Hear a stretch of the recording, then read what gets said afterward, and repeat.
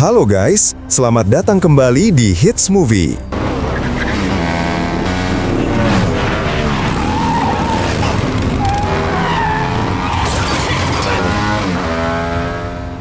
kesempatan kali ini kita akan membawakan sebuah film yang tentunya beradrenalin, yang mengisahkan tentang seorang wanita pembunuh bayaran profesional yang dilatih sejak kecil oleh legenda pembunuh dunia. Namun di saat hidupnya yang terkontrol, kini berubah ketika sang ayah asuhnya dibunuh secara misterius. Dengan penuh dendam, dia memburu para pelaku hingga terjebak dalam permainan mematikan yang melibatkan masa lalu, pengkhianatan, dan musuh yang jauh lebih berbahaya dari yang ia bayangkan.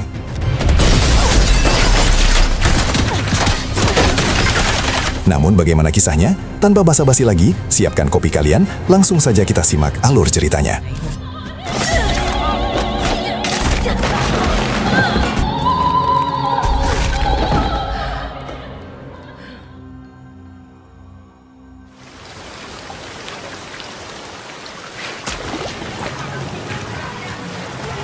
Film dibuka pada tahun 1991 yang memperlihatkan seorang pria yang bernama Moody, seorang pembunuh bayaran yang sangat terkenal kebrutalannya.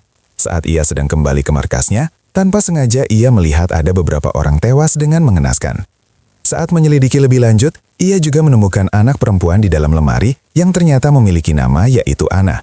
Dan ternyata, Anna lah yang membunuh semua orang yang ada di sana, karena mereka telah menculik dan membunuh keluarganya Anna. Moody yang iba pun berusaha menenangkan Anna, dan Moody pun dengan lembut langsung mengajak Anna pergi dari tempat itu.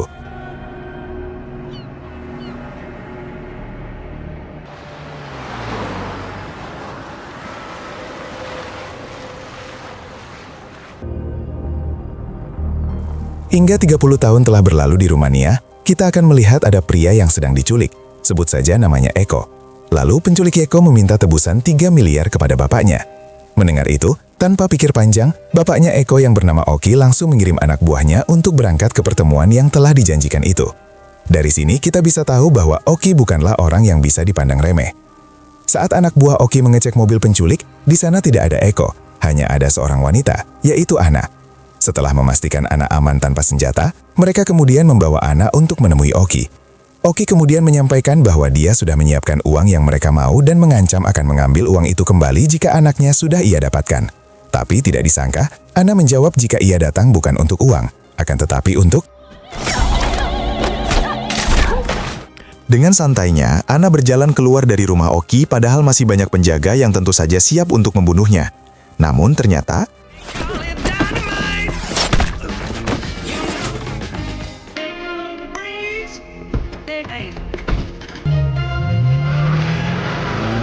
Ternyata dia tidak sendiri, melainkan bersama Moody yang sudah berhasil menjalankan misinya, hingga mereka pun mendapat 7 juta euro. Setelah itu mereka pun menelantarkan Eko begitu saja.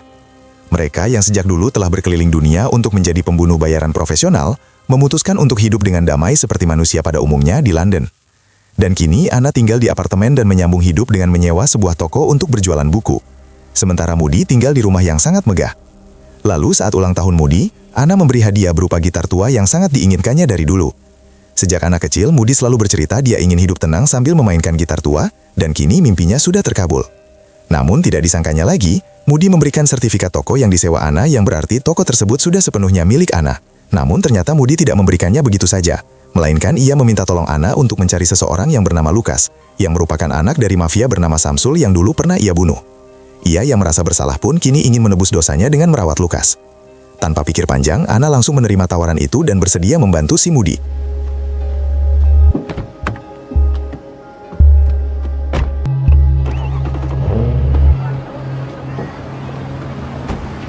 Beberapa hari kemudian terlihat Anna yang meminta tolong pada sahabat dekatnya yang bernama Joko untuk melacak si Lukas. Lalu saat Anna sudah kembali ke tokonya, ia kedatangan customer yang sedang mencari buku yang sangat lawas.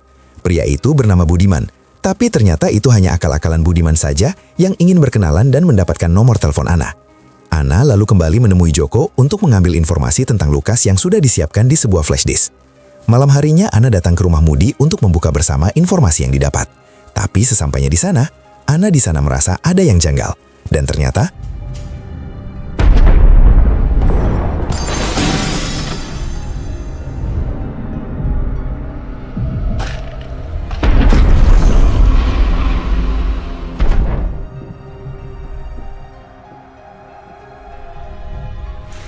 Lalu Ana yang masih syok berat, ia langsung pergi menemui Joko di rumahnya.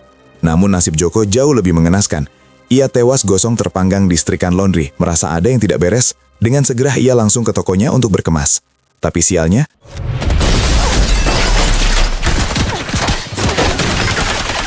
ternyata ada dua orang yang berniat membunuhnya. Hingga Ana yang sudah terpojok pun kemudian berpura-pura mati. Dan rencananya ternyata berhasil.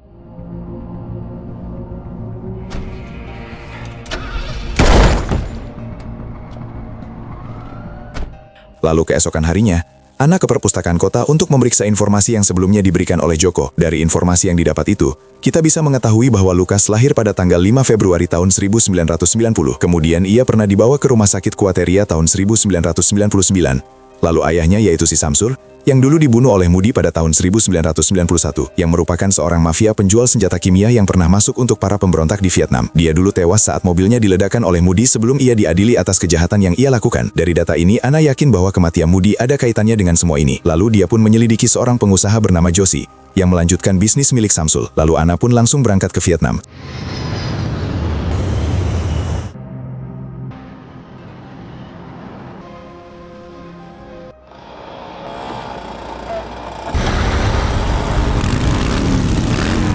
Sesampainya di Vietnam, di pagi hari terlihat komplotan geng motor yang dipimpin oleh Tarjo yang tiba-tiba dikagetkan oleh seorang pengendara motor ugal-ugalan di jalanan.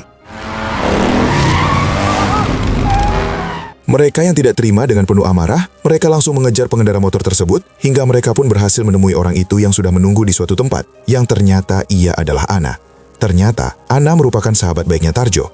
Dan tanpa basa-basi, Ana menawarkan motornya pada Tarjo, dengan imbalan Tarjo harus membantu Ana dengan mengatur pertemuannya dengan Josie. Hingga malam harinya, komplokan geng motor Tarjo mencegat mobil Josie serta menodongnya dengan senjata.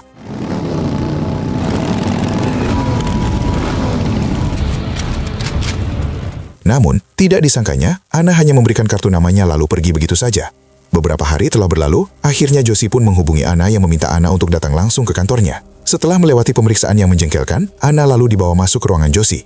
Di sana, Josie ditemani oleh pengacaranya yang bernama Dayat. Dengan tenang, Josie Yandu menceritakan bisnisnya bersama Samsul, sembari bertanya mengapa Ana mencari tahu tentang seseorang yang telah tewas 30 tahun lalu.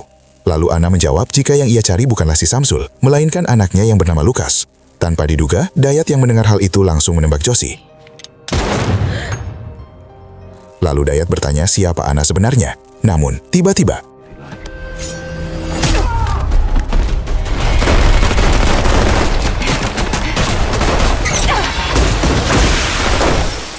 untungnya Ana berhasil lolos setelah menyadari Dayat. Tapi sialnya,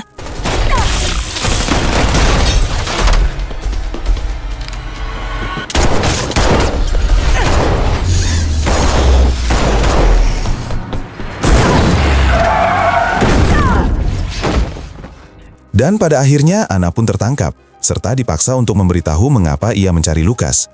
Namun meski disiksa habis-habisan, Ana tetap tidak mau buka mulut.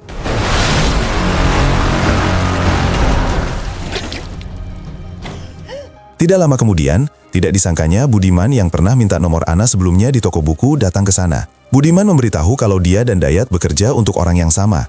Tapi dia tidak membunuh Moody dan Joko. Mereka hanya bertugas untuk memastikan tugasnya sudah selesai. Setelah berkata seperti itu, Budiman keluar dari sana lalu meminta Dayat untuk berhenti menginterogasinya dengan cara kasar. Dia berjanji akan kembali setelah Ana sudah membaik. Tapi nyatanya, Dayat sama sekali tidak mendengar nasihat dari Budiman, malah justru menyuruh anak buahnya untuk membunuh Ana.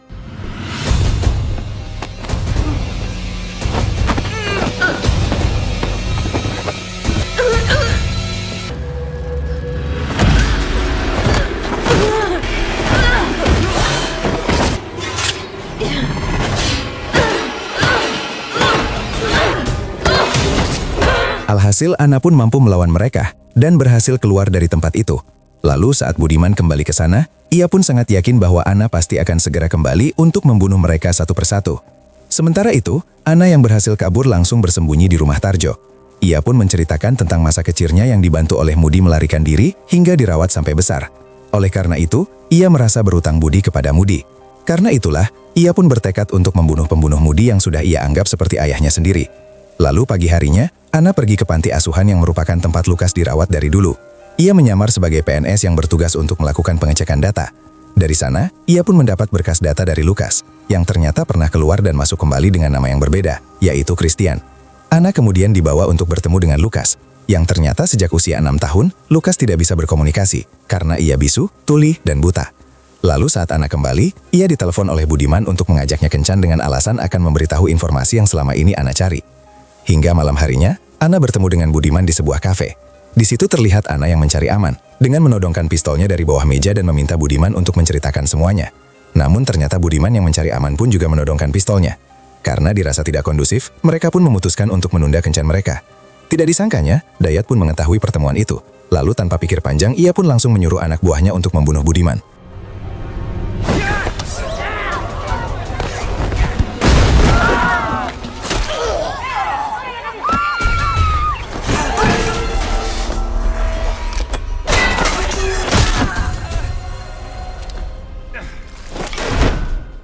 Di sisi lain, ternyata Anna sudah ada di rumah Dayat untuk menginterogasinya.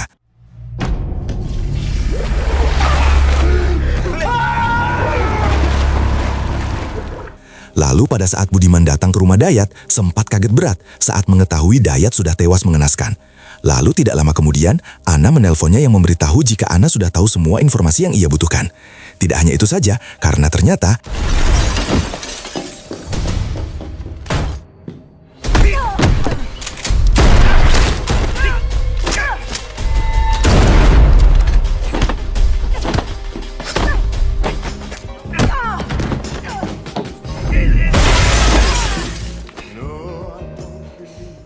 akhirnya karena mereka yang sama-sama kuat pun memutuskan untuk melanjutkan kekuatan di atas ranjang. Lalu pada saat Anna pulang, tiba-tiba ada anak buah Dayat yang menembaknya.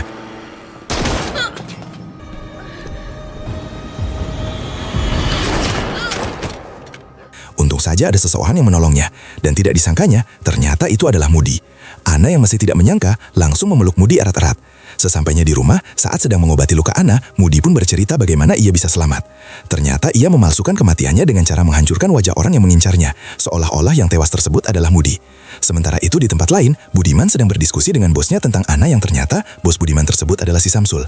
Di situ Samsul berkata akan mengadakan pesta, serta meminta tolong pada Budiman untuk menyiapkan pengamanan super ketat agar ia bisa aman. Setelah persiapan yang matang, pesta pun akhirnya dimulai. Lalu Budiman yang bertugas kini berada di posisi yang sangat membingungkan, karena ia tahu pasti Anna akan datang untuk membunuh si bosnya. Padahal dia sudah menaruh rasa pada Anna, apalagi setelah adu kekuatan di atas ranjang yang membuatnya ketagihan. Saat Samsul menyampaikan sambutan, Anna masuk dengan menyamar sebagai pelayan. Namun tentu saja Budiman mengenalinya, hingga ia pun langsung mengamankannya.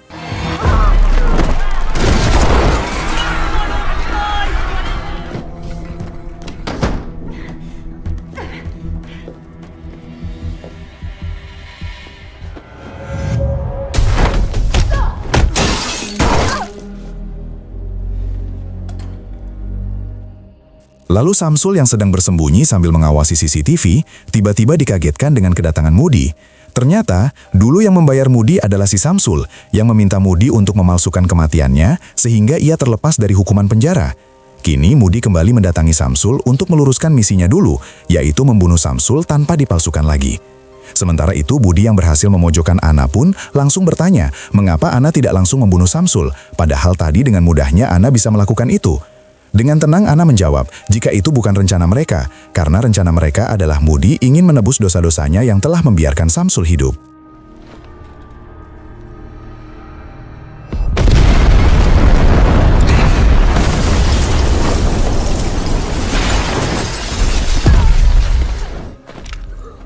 Lalu Anna yang terluka parah memutuskan untuk ke rumah masa kecilnya.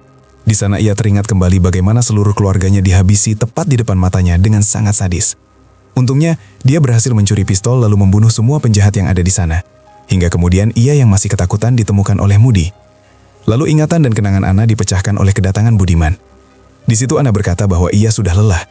Ia sangat ingin bisa hidup tenang dan damai. Dan dia tidak akan mungkin bisa mendapatkan itu jika Budiman masih hidup. Hingga mereka berdua pun saling todong.